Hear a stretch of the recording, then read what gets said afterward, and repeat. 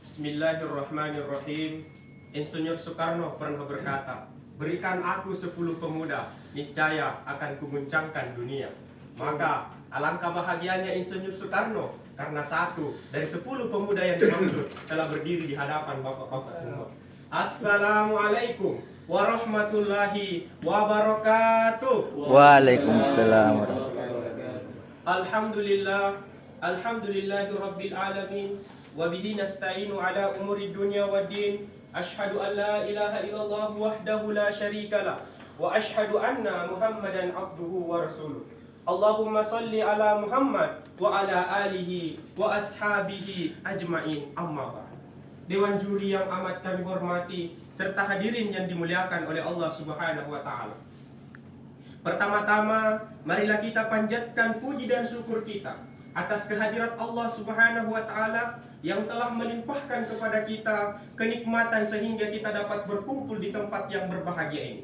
Selawat serta salam tak lupa pula kita curahkan kepada junjungan Nabi besar kita, Nabiullah Muhammad sallallahu alaihi wasallam. Dewan hakim yang arif dan bijaksana serta hadirin yang dimuliakan oleh Allah Subhanahu wa taala. Kemajuan globalisasi pada satu sisi telah melahirkan nilai-nilai yang positif, namun pada sisi yang lain, kemajuan globalisasi telah menggeser nilai-nilai suatu agama, ideologi suatu negara, bahkan telah menghancurkan tradisi-tradisi suatu bangsa. Kemajuan globalisasi telah membawa perubahan besar di dalam kehidupan manusia, terutama bagi remaja dan pemuda kita selaku generasi penerus bangsa. Mulai dari makanan, hiburan, bahkan pakaian sekalipun. Maka jangan heran ketika orang barat mabok-mabokan, remaja dan pemuda kita juga terlena dengan penyalahgunaan narkotika. Ketika orang barat menampilkan adegan-adegan romantis, remaja dan pemuda kita juga terlena dengan rayuan cibi-cibi. Ketika orang barat menampilkan adegan-adegan porno dengan dalih the new morality, ternyata telah berhasil menghancurkan atau mengikuti pemuda dan pemuda kita mengikuti tradisi atau kebiasaan mereka. Maka mereka harus dilandasi dengan pendidikan agama. Oleh karena itu, pada kesempatan kali ini kami akan menyampaikan sebuah ceramah yang berjudul Membangun Generasi Islam yang Cerdas, Berkarakter, dan Bebas Narkoba, yang diawali dengan firman Allah Subhanahu wa taala di dalam Quran surah At-Tahrim ayat 6. Allah Subhanahu wa taala berfirman, "Ya ayyuhalladzina amanu qu anfusakum wa ahlikum nara wa quduhan nas wal hijarah 'alaiha malaikatu gilathun shidad la ya'sunallaha ma amarahum wa yaf'aluna ma yu'marun." Hai orang-orang yang beriman, peliharalah dirimu dan ahli-ahlimu dari api neraka, yang bahan bakarnya adalah manusia dan batu, yang penjaganya adalah malaikat-malaikat yang kasar lagi keras, yang tidak pernah mendurhakai Allah dan selalu melaksanakan apa yang diperintahkan kepadanya.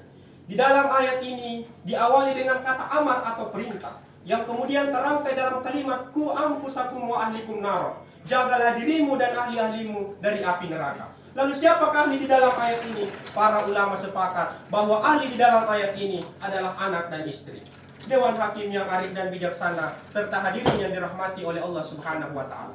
Syihabuddin Mahmud bin Abdullah Al-Husaini Al-Alusi di dalam kitab Ruh Al-Ma'ani juz 32 halaman 101 menjelaskan bahwa ketika turun ayat ini, Umar bin Khattab radhiyallahu anhu bertanya kepada Rasulullah sallallahu alaihi wasallam, "Ya Rasulullah, naki anfusana fa kaifa lana bi ahlina?" Ya Rasulullah, kami telah mampu menjaga diri kami, lalu bagaimana kami menjaga ahli-ahli kami?